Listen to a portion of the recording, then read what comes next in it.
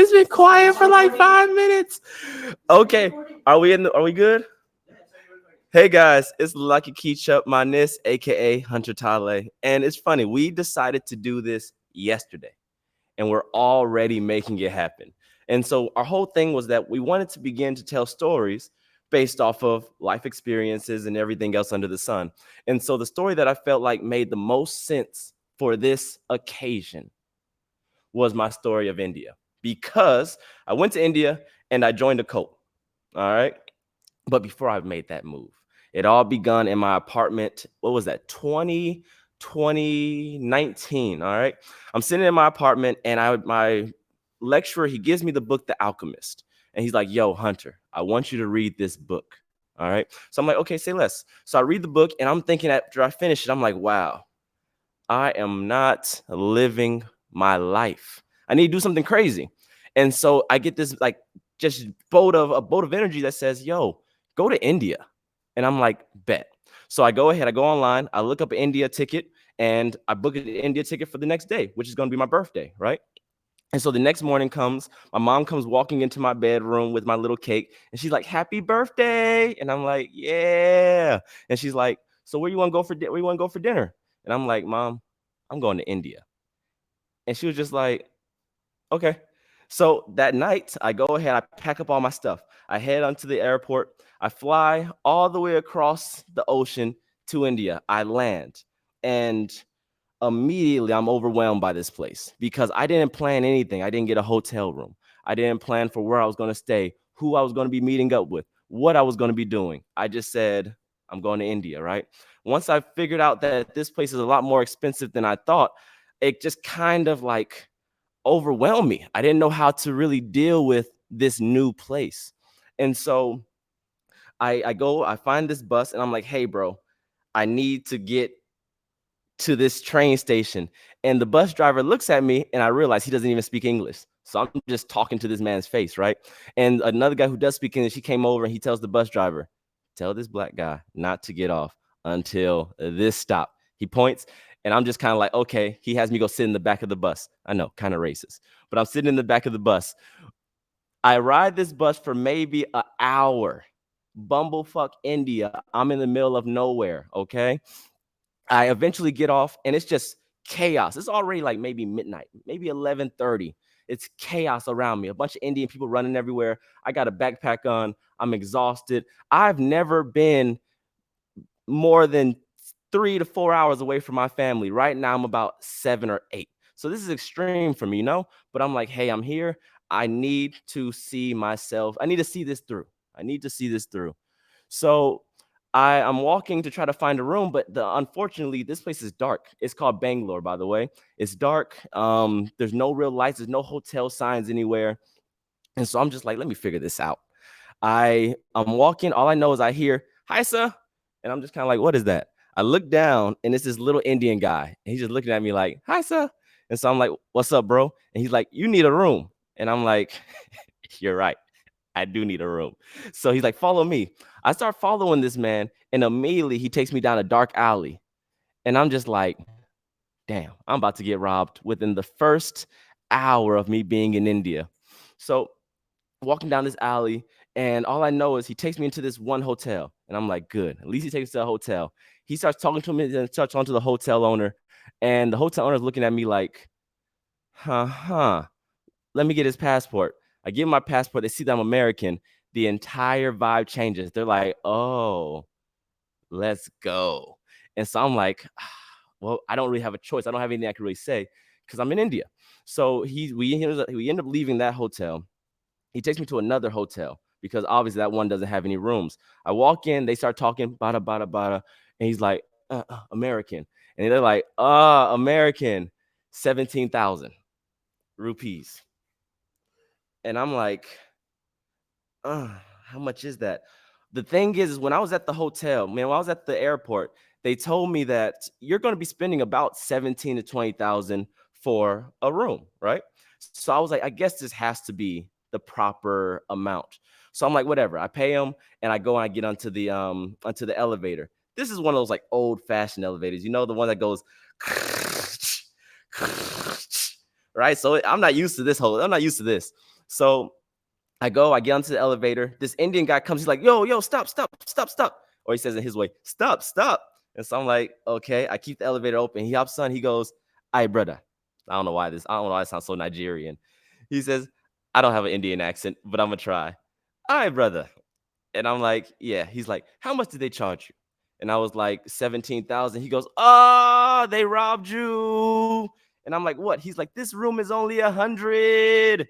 And I was like, "Oh my days." So at that moment, I made the realization in my mind that I will never, ever get robbed like this again. Okay. So from that point on, I go to my room. First of all, this room is hella shady. Like it doesn't even have a bed. It just has a slab of concrete that you lay on top of, right? And then the bathroom is like a little hole in the ground, which they have hole in the ground here in Malaysia, but I don't got knees to be bending down trying to use the bathroom. It's just not good for me. You know what I'm saying? So I sleep on this concrete bed, which has a lock on the outside the door. You can't even lock it from the inside. It's really sketchy. Next day comes, and I have the mindset of I'm robbing everybody. Before somebody robs me, I'm robbing them. So if a tut tut pulls up and he's like 50 rupees, I'm going five. And then we just gonna have to barter from there, you know? And that kind of got me in the mindset of not being a victim. All right. It's about taking it into my own hands, making it happen. All right. So at this point, I decide to head to the train station, which is going to take me from Bangalore to an area called Chennai, right? Because my brother hits my line. He's like, "Yo, bro, happy birthday!" And he's like, "Where you at?" I'm like, I'm in India." He's like, "You're in India?" I'm like, "Yeah." He's like, "Say less." Calls me back in like a couple of hours. He's like, "Bro, I'm coming to India too." And I'm like, "My boy."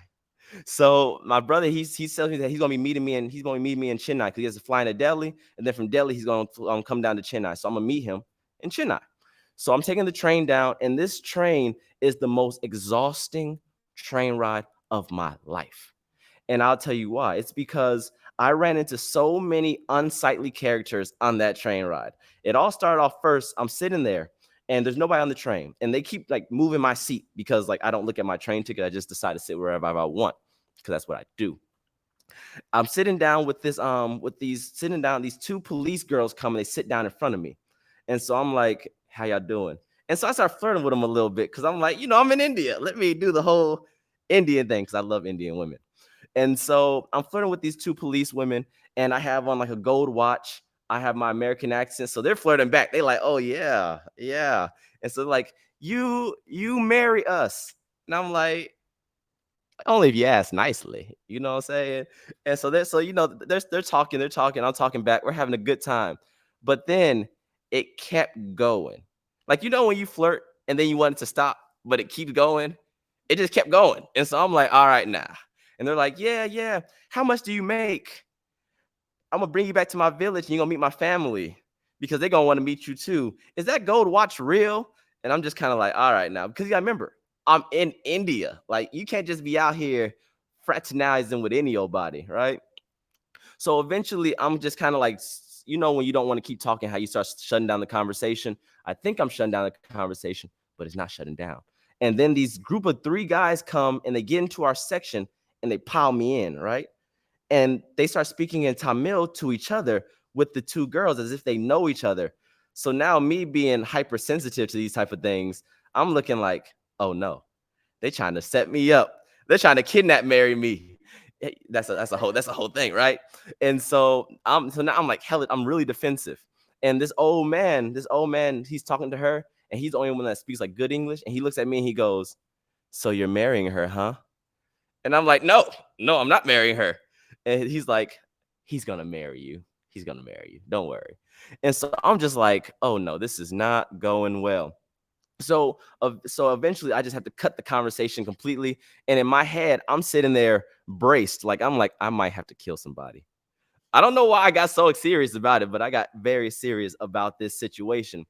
And eventually we're driving. I can't even sleep. I can't even enjoy this train ride because I have this situation plotting in my head. But eventually we end up driving far on the train. The old men get off, and the women can tell that like I'm like off off my rockers. I'm not, the energy around me is not good right now, you know? And so once the women are getting ready to get off, the one police woman that was flirting with me, she goes, "I'm sorry if I made you feel uncomfortable." And then she walks off. And that kind of started this mindset shift of like, you're not in danger. Even if you feel like you're in danger, you're not in danger. And as I tell you guys more stories, you're going to begin to find that a lot of my stories are, it seems as if I'm in danger, which I am, but it always turns out well. So keep that in mind. It's always going to turn out well, right? So eventually we keep going on these train, and this is a 13-hour train ride, by the way. So I'm sitting in this seat, and the conductor comes and he's like, "Hey, bro, get up, follow me." So I have to change my seat again. He puts me in a section with a whole family. So now I'm sitting there, and like my butt cheek is like hanging off the seat. I'm barely in the cool kids club, right? And so all I know is after probably about 5 hours, I'm exhausted because the thing about India trains is that every station has a new group of salespeople getting ready to get on, you know, and they come on with all kind of anythings. One person will have like a clacker that's just, the other person will come in with like masala tea and like not scones, but we do have scones. If you're wondering where these come from, they come from Titati Girl. But they coming in with all kind of just stuff, right? And one group will get on and they're just loud, just making noise. And then once they get off, the next group comes on and they're just loud. So it's never like my energy is dropping, but their energy is staying the same height, you know? So it's killing me inside. Eventually, after about 6 hours, the lady boys get on. And you know, I'm here in Asia. I'm here in Malaysia, which is right under Thailand. Lady boys in Thailand will have you forgetting that they lady boys, but not in India. You know immediately that those ain't lady boys. Those are men. Because they're like linebackers. They're huge. They get up with like a little dress, and they pretty much just rob everybody. So they walk up in front of you. They do this in front of your face, and they tell you to give them money, and everybody's so afraid of them because they're linebackers, and you know they just rob people. So I'm seeing this lady boy come walking down, and we make eye contact, and I give him the eye contact of, "Do not fuck with me right now," because I've been on this train for like 13 hours almost. And so he goes, "Don't worry about it." And he robs the person next to me, which I'm totally fine with. So, so after the train ride, I get off in the train. I end up in an area called Chennai, right? Now I'm meeting my brother the next day because it's already nighttime. I go to my little room. I get a room for the night. I call my brother. I'm like, "Yo, where he's at? Where you at?" He's like, "I just landed in Delhi. I'll be in Chennai tomorrow, 9." I'm like, "Say less." So that morning I wake up, I go to the beach, I eat some food because India has amazing food. I'm just enjoying myself. I call my brother. I'm like, "Hey, you said 9 o'clock?" He's like, "Yeah, 9 at night." And I'm like, "All right, cool, cool." I'm gonna go ahead and go down to the train station or to the airport station or the airport because I don't have any cell service, right? So I'm just gonna meet you there. He's like, "Say less." So I go to the airport. I buy a negotiation book because I'm not getting robbed no more. I'm sitting at the airport reading my book, and hours are going by. I got there around 1 p.m. Hours are going by. Now it's about 9 o'clock. I'm outside of the door so that when he comes out, he sees my face. And after about 30 minutes, he's still not coming out. I'm like, "What the heck?" I look up on the screen and I see his flight, Air Asia. I know he's supposed to be here. And I'm like, something's not right here. So I keep waiting. Another 30 minutes. It's a whole hour. I'm like, what's going on? So I call him. I'm like, "Hey, bro, I'm outside. When you get off the train, when you get off the plane, just come out. You're going to see my face. Okay." I get a call back in 3 minutes. He's like, "What's up, bro?" I'm like, "I'm outside. Where you at?" He's like, "Bro, I'm still in Delhi. I'm not coming until tomorrow morning." "You have the rooms booked, bro. I don't even have a room tonight." And he's like, "Hey, mashallah." Good luck. And so now I look, it's like 10:30. I look at what like all the hostels on Hostel World, and every hostel closes at 11. No more check-ins past 11. So I'm like, "Okay, how far am I from the hostels?" Because I'm using a guy's hotspot. I'm about 45 minutes from every hostel, right? So I'm like, I got to do what I got to do. So I grab my bags. I start running to the train, right? I'm hightailing it. I dive into the train. I get in. Everybody's just looking at me like, who's this black guy running? What's going on here? And so I asked some people on the train, like, can I use your hotspot? They're like, say less. So I'm using the hotspot. I see one hostel called Backpacker Inn, which sounds like perfect for my situation. So I book it and I'm like, all right, how far is it? I show the people. They're like, oh, that's not bad. Once you come out the train station, it's gonna be a lot of like tut-tuts and people around. You just gotta walk a couple of streets and you're there. I'm like, say less. I can do this. I am successful in India. I come out the train, only person to get off the train, by the way, which is never a good sign. I come off the train, I walk up the stairs, I walk out of the train station, and there is nobody on the road except for like that one little bit of tumbleweed that comes bouncing across the street. And I'm just like, shit. So I'm like, I don't know what to do. I don't know what to do. I'm gonna be homeless tonight. I'm going to be homeless. And all I see is this little tut tut come bouncing up the street and he got his loud music on, and I'm like, thank God. So I throw my hands out, and he's like, he pulls over, and I want to negotiate, but I don't really got like the leverage to negotiate in this situation. So I pretty much just ask him how much is it going to cost for you to take me to the Backpacker Inn. I show him where it's at. He's like, okay, hop on in. So he starts taking me to the Backpacker Inn. We're driving. We're on the highway driving. They told me I could walk. So I'm just like, these people are finessers. We eventually pull up to this very dodgy area where there's no lights anywhere. It's nothing but pregnant dogs. And when you see a bunch of pregnant dogs, that's how you know they've been out there for a while, right? So they for the streets. And so it's so sketchy that my touch driver and his really bad English goes, don't don't get out. Not here. Not here. And he's like, I'm just gonna take you to a OVO or something for us to get you a room for the night. And I'm just like, thank you, sir. And so we go into this hood. We start making a U-turn, and out of the corner of my eyes, I see this dangling sign that says Backpacker Inn. It's not even lit up, but for some reason in my soul, I know that's where I need it to be, right? And so I'm like, that's my hostel. That's my hostel. And he's like, you sure, bro? And I'm like, yeah. So I hop out, and he's like, I'm gonna stay here and wait for you. I'm like, thank you. I hop out, and I begin to walk into this like office building. There's no lights anywhere. This is an area where you get shanked. You know, this is that type of place, right? So I walk into this very dark area, no lights. I follow the wall to the stairs. I begin to walk up the stairs, and I'm like, I hope I don't get robbed in this little corner.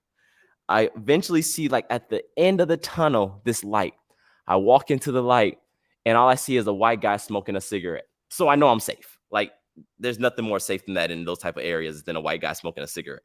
So I walk into the hostel. I'm like, hey, is it too late for me to get a room? And he's like, no, bro, no problem, no problem. So I'm like, thank you, God. So I start checking in, and all I see is the tut driver come up with a knife, and he's like, you're good? And I'm like, yeah, bro, I'm good. And he's like, good, just had to check up on you. So I end up giving him more money than we go negotiated because he's a real one. If you out there and you watching this, which I doubt you are, you're a real one. So the next day, my brother comes. We meet up in Chennai, and we're like, "Yo, what are we gonna do while we're here in India? Let's be YouTubers. Yeah, let's be YouTubers. Let's find a cult, right?" So we began to travel all around this area of Chennai, just asking people, "Hey, bro, where can we find a goat? Where can we find a coat?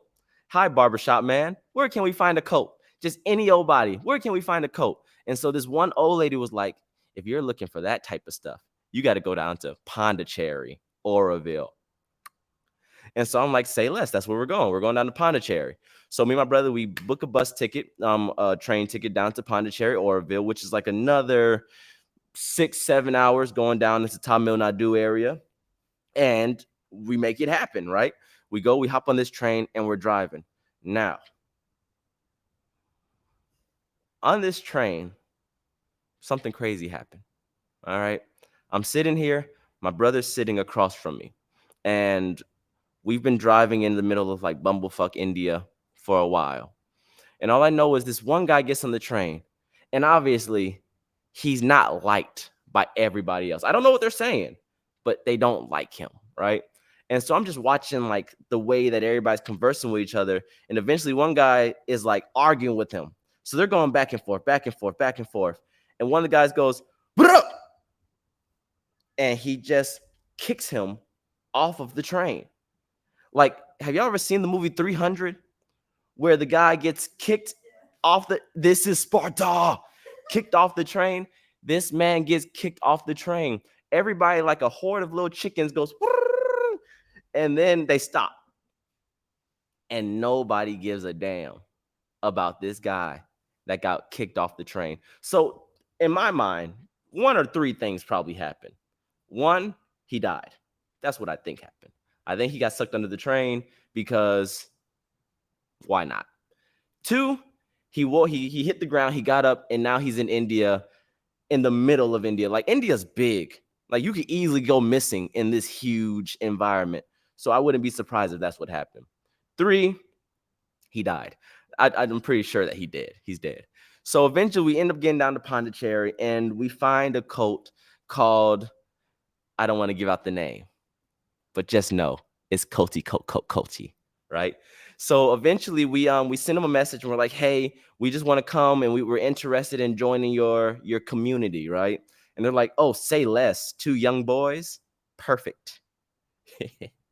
So eventually we pull up to the area, we get a tut to take us, and once we get to the door, it's this big door. Like across the street are cows taking shits, but like where we're at, it's just a huge, nice luxury wall. We knock on the door. This woman opens the door and she's in like this long white gown. She's not Indian, but she's Swedish, right? And so we end up going inside, and every person inside of this cult is Swedish. It's me, my brother, and 30 Swedish people, and then like one Indian guy.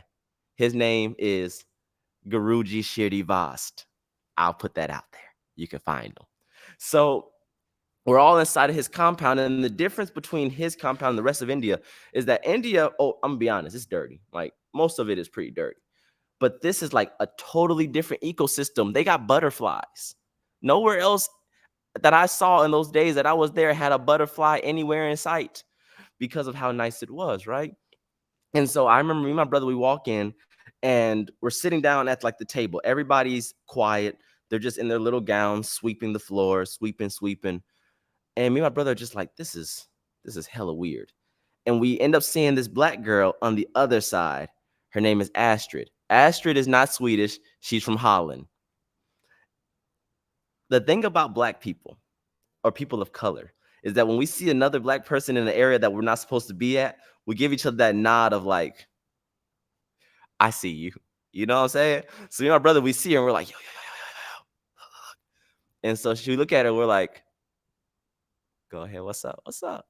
And I swear to you, she's reading her book. She looks at us, she goes, closes her book and takes off running. I go, damn, we're about to die. This is like Get Out. This is so like Get Out. And so after that, I begin to realize that every person inside of this cult is very dopey. If you don't know what dopey means, it just means like weird, right? I remember it was this girl, her name is what's her name? Summer. Summer was definitely the most attractive girl in that cult by far. But she never wore deodorant or shaved, so her attractive level just kind of went down some, right? But I remember because I knew I was going to be there for some time getting the footage for our YouTube channel, I was like, I want to have me like a baddie inside of this coat, even if she stink. So I walk over to her while she's cleaning her dish, and I go, let me go ahead and clean my dish at the same time. You know what I'm saying? So I walk over to her. I'm like, hey, Summer, what's that tattoo on your arm? Because she had like this huge tattoo from here to here. And it's like a little girl with like a wolf on her head and then some diamonds around it. And I was like, I guess. But I asked her because I just want to start a conversation. And I swear to you, she's washing and she stops and she just goes, whatever you want it to mean. She puts her dish away and just walks off. This is the mentality of damn near every person inside of the cult, except for the new people. You had me, you had my brother, you had this guy named Jeff, Jeff is from Canada. He just showed up. And these two people from Spain, they just showed up too. They were musicians. They were there to play the instruments. But you also had people that's been there for like 16 years. They've done sold all their stuff. They just live inside of this coach. So they have a totally different mindset. And honestly, they didn't like me and my brother because me and my brother were like hella fun. We just be in there laughing and making jokes. The guru, on the other hand, likes us. And that's the thing. The guru, he had a philosophy of like, enjoy the day, have fun, laugh, sing, enjoy yourself. Everybody else is just kind of like, yes, guru. They didn't follow his teachings. They only followed him. And so it was a very weird situation, actually. Like every morning we had like this tea ceremony. You wake up at 4 a.m., you go and you drink your tea. And I remember the first morning I was like, oh snap, this is where they kill us. This is where they do us in. They didn't end up killing us, by the way. I'm still here. And so when the guru walks in, everybody goes and they kiss his little toes. I'm not kissing nobody's feet. That's wild. But they're in there kissing his toes and whatnot. And I remember it was really cool because when we first arrived, they moved us into this like apartment. And they get us into this apartment. We're staying there. The next morning, my brother, he wakes up, his eyes have exploded, like his lips are like super big. And I think they poisoned him or something because he looks like a mosquito. But he ends up getting better. And then they end up moving us into another apartment. They moved us into another apartment once my mother arrived. I know, my mom shows up. She wanted to get into the cult too. And that's a very important aspect of this story. Because the thing about cults, people always hear about them. They wonder, like, how do you get into it? And not only how do you get into it, but how do you get stuck inside of it? The reason that you get stuck inside of it is because they're very good at making you feel like you need them, you know? And so if you're there by yourself, and especially if you're very suggestible, you're not going to want to leave because they make it seem so attractive just to stay. But because I had me, my brother, and my mom, we would all, help keep each other from going too far or drinking the juice, as we like to say. And so once my mom gets there, we end up getting moved into like a nicer apartment. They give us a 2-story. Everything in here is free. Unlimited buffets of meals, 2-story apartments. You living good. And they own the beach. So like every morning we'll wake up and we'll go to like their private beach. That I remember one Indian guy tried to walk onto the beach. He got beat up by some police officers because it's their beach and you're not allowed to go there. And Indians will beat each other up. I don't know why, but they go hard in the paint when it comes to somebody doing what they ain't supposed to be doing. So we get moved into this other apartment, and eventually we're inside of what's called the satsang. The satsang are like these 2-hour talks where the guru just talks to you about any and everything on his mind, right? And eventually, me and my brother were just kind of like, I feel like this is just full of shit. Like, so we would try to ask him questions to like stump him and just do all this kind of stuff. And the night before, we would plan what we're going to do to throw him off, right? But this is where we begin to realize something was up. Because whenever we would go into the satsang, we'd be like, all right, Austin, Jeff, today we're going to ask him questions that I know he can't answer. We'll walk into the satsang and he will go, hi, everybody. Austin, Jeff, Hunter, no speaking. Silent treatment, silent retreat for the day. So he was always like one step ahead of us. And I hated it. I absolutely hated it. And so we got to this point where we were in the cult for roughly 3 weeks by this point, and everybody just kind of felt like something's not right about it, right? But it was nighttime and it was getting ready to be Christmas. And so the guru had me, Austin, Jeff, and this girl named Robin. She's also from Holland. We're all sitting at this table. And the guru, this is 2019, keep that in mind. The guru comes to us and he goes, you guys don't want to leave. And we're like, what you mean we don't want to leave? He goes, the world is about to collapse. The world as we know it is going to collapse. We're going to see mass famine. We're going to see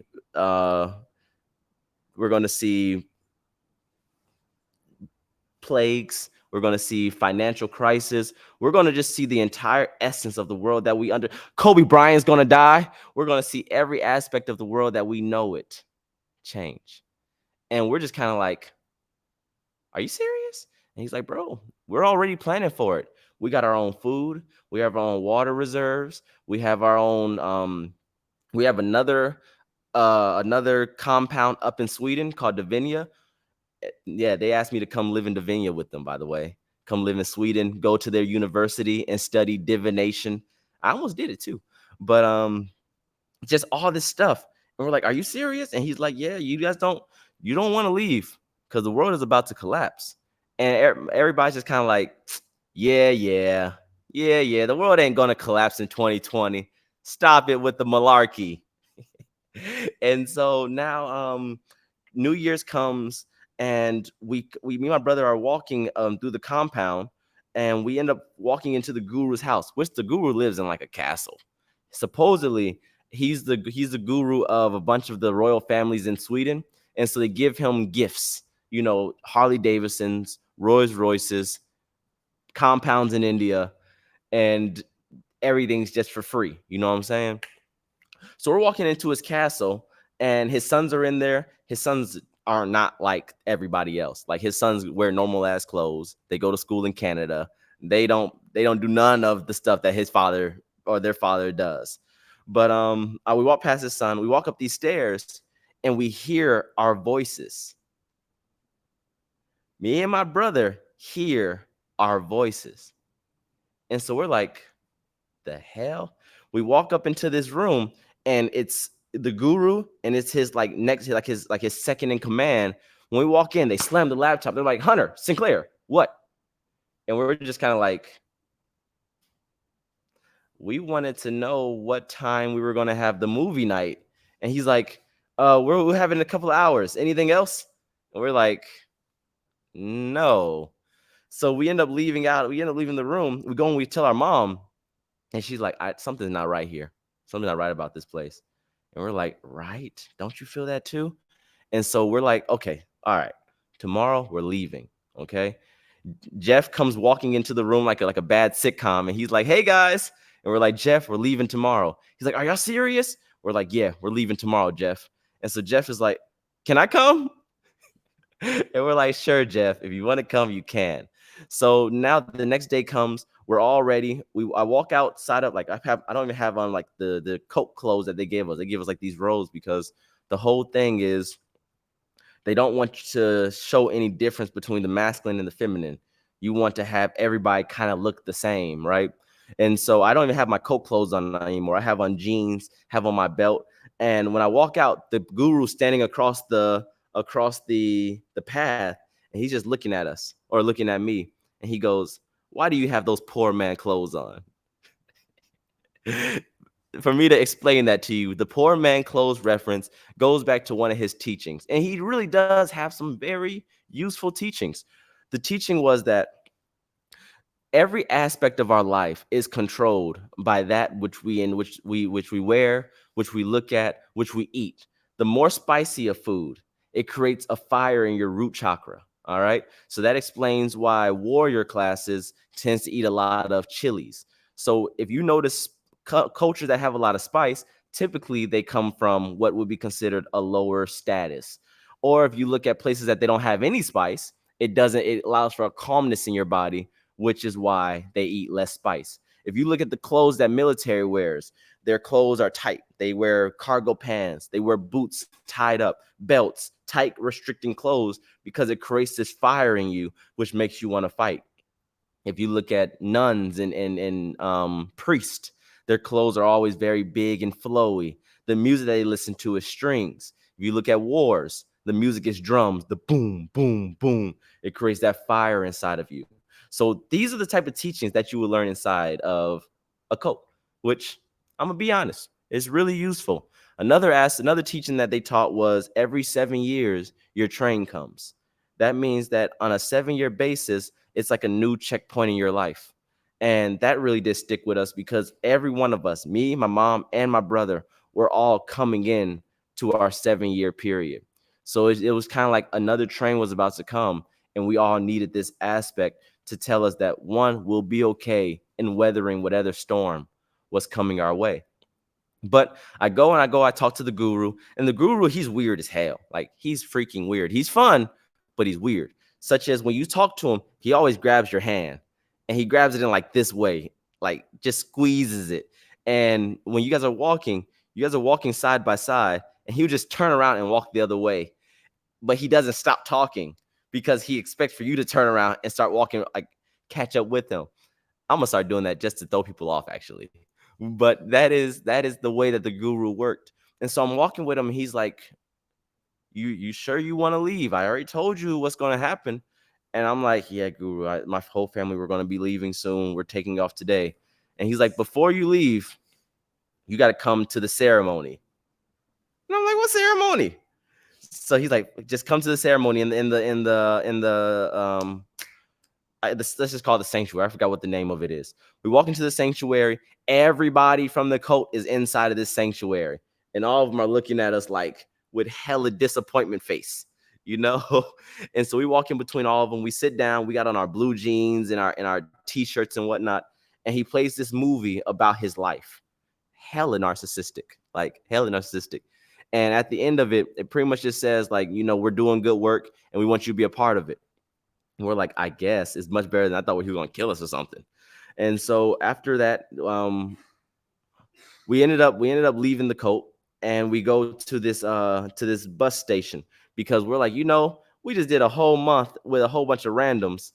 Let's go to Goa and do some acid. And my mom is like, yeah. So we go to the bus station to go do acid, and we get our bus ticket.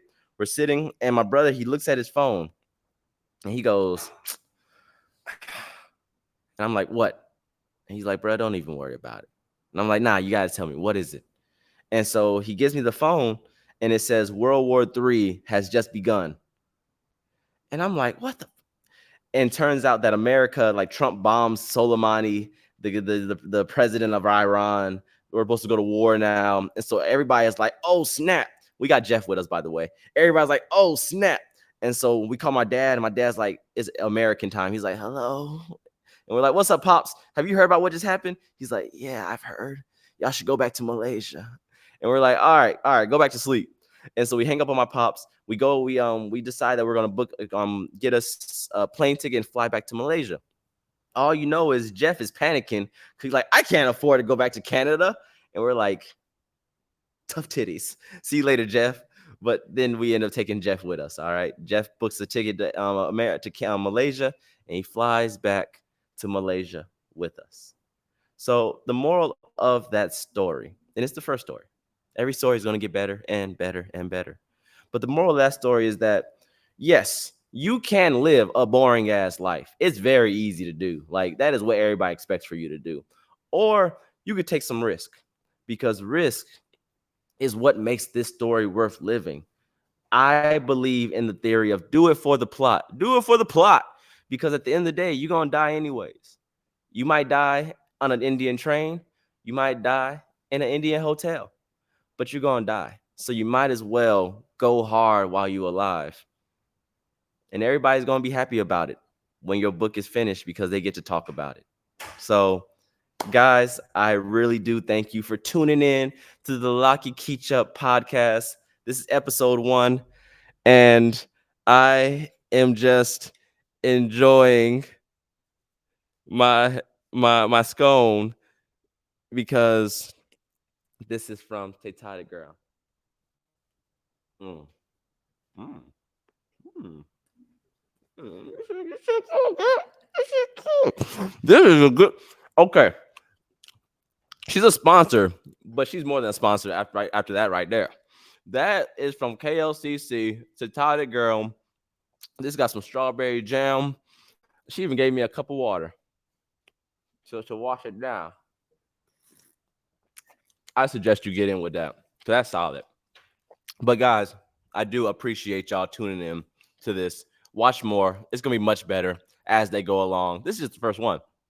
By episode 5, we're gonna get crazy. All right. So much love to y'all. See y'all soon.